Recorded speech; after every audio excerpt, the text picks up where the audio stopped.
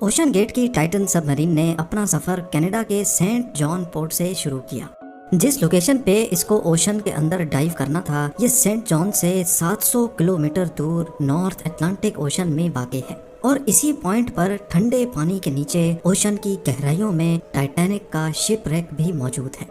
Saturday 17 جون 2023 کو یہ سفر شروع کیا گیا، اور پلان کے مطابق اگلے دن سنڈے کو صبح 8 بجے ٹائٹن کو پانی میں اتارا جانا تھا۔ آپ کو یہاں بتاتے چلیں کہ ڈائیو سے پہلے ٹائٹن میں ایک مسئلہ نوٹس کیا گیا تھا، لیکن اس کے باوجود بھی اپنی جان داؤ پر لگا کر اس کو اوشن میں اتار دیا گیا۔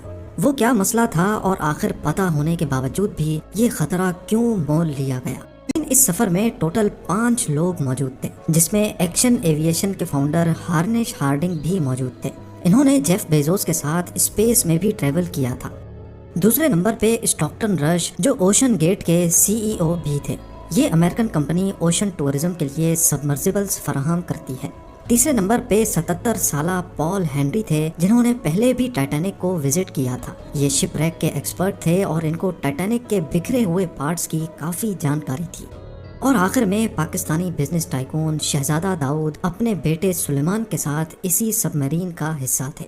17 جون کو ڈائیو کرنے سے پہلے ہارنش ہارڈنگ نے انٹرنیٹ پہ اپنا آخری پوسٹ کیا تھا۔ ان کا کہنا تھا کہ شدید سرد موسم کی وجہ سے ان کی ڈائیو ڈیلے ہو گئی ہے۔ کل صبح کو جب تھوڑے وقت کے لیے موسم بہتر ہوگا تو ہم ڈائیو کر جائیں گے۔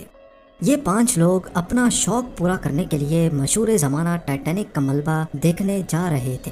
1912 میں ڈوبنے کے بعد اگلے کئی سالوں تک اس کو تلاش کرنے کی کوششیں جاری رہیں، لیکن اٹلانٹک اوشن کی ہارش کنڈیشن کے باعث یہ کام اتنا آسان نہیں تھا۔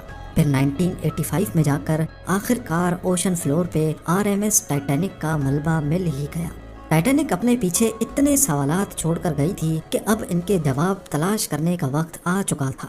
درجنوں ایکسپیڈیشنز ارینج کیے گئے، جس میں الگ الگ کنٹریز کے ایکسپرٹس اور ریسرچرز نے ٹائٹینک شپ ریک کا رخ کیا۔ Canadian film maker James Cameron نے 1995 میں ٹائٹینک کے ملبے کے درجنوں دورے کیے، اور پھر 1997 میں ٹائٹینک مووی ریلیز کی گئی۔ رہی صحیح کسر ٹائٹینک مووی کی کامیابی نے پوری کر دی۔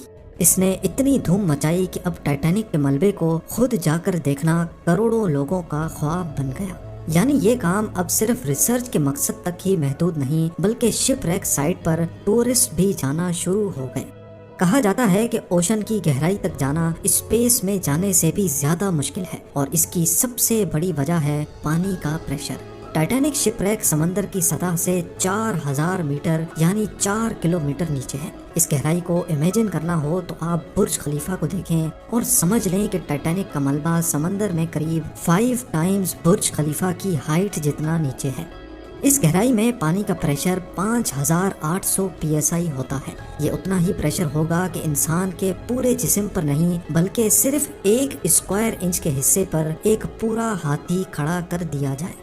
تو اب آپ اندازہ لگا لیں کہ ایک سب مرین میں کتنے اسکوائر انچ ہوں گے اور اس پر کتنا زیادہ پریشر پڑتا ہوگا۔ خیر، سنڈے 18 جون 2023 دوپہر کو 12 بجے سب مرین کا سفر اسٹارٹ ہوا۔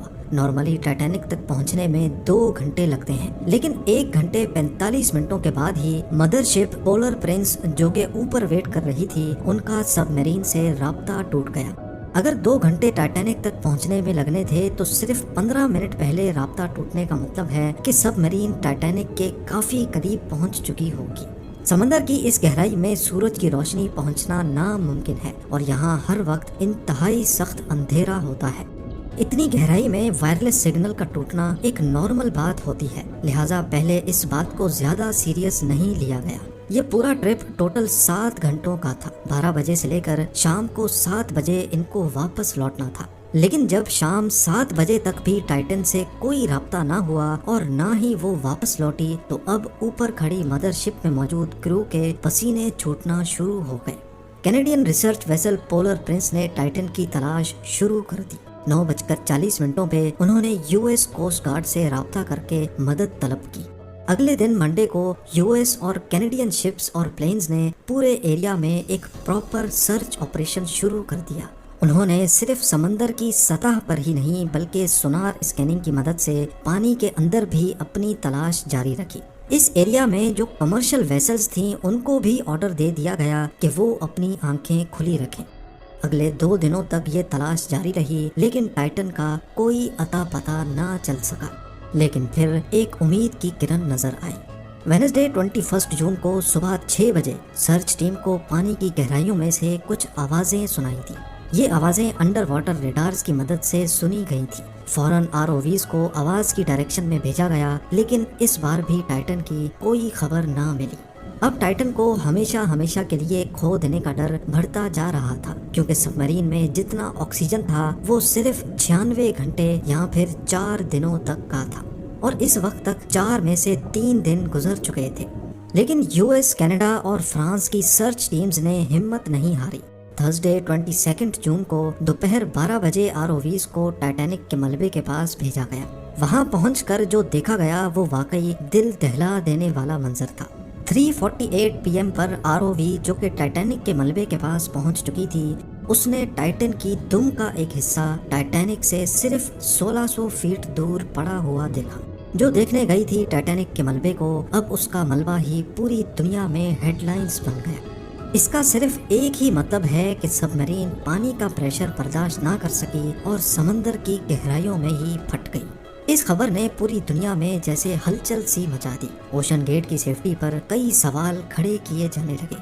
اوشن گیٹ کے CEO اسٹاکٹن رش، جو کہ خود اس واقعے میں اپنی جان گنوا بیٹھے ہیں، انہوں نے 2021 میں کہا تھا کہ وہ جانتے ہیں کہ انہوں نے ٹائٹن کو بناتے وقت کچھ رولز توڑے ہیں، کیونکہ انہوں نے ٹائٹن کو اسٹیل سے نہیں بلکہ ایویشن گریڈ کاربن فائبر سے بنایا ہے۔ پر وہ اس انڈسٹری میں کچھ نئی انوویشنز کرنا چاہتے تھے، تبھی اسٹیل کو ریپلیس کر کے کاربن فائبر کا استعمال کیا گیا تھا۔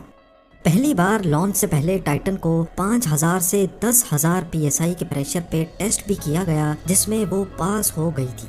پر ایکسپرٹس کا ماننا ہے کہ اوشن کے اندر ہزاروں قسم کی طاقتیں سب مرین پر پڑتی ہیں، جس میں نہ صرف پریشر بلکہ پانی کا بہاؤ بھی ہوتا ہے جو کہ لہروں کی وجہ سے پیدا ہوتا ہے۔ اس کے علاوہ اندھیرے کی وجہ سے یہ بھی ہو سکتا ہے کہ کوئی بھاری پتھر یا پھر سمندری مخلوق سب مرین سے ٹکرائی ہو۔ کچھ بھی ہو، ٹائٹن کی تباہی کی ایک وجہ تو اس کا کاربن فائبر کا حل تھا، لیکن دوسری وجہ اس میں پہلے سے موجود کریکس بھی تھے۔ جی ہاں، ٹائٹن سب مرین 2019 میں کارل اسٹینلے نامی ایک بزنس مین کو بھی لے کے گئی تھی، اور اس وقت بھی اس کو اوشن گیٹ کے CEO ہی آپریٹ کر رہے تھے۔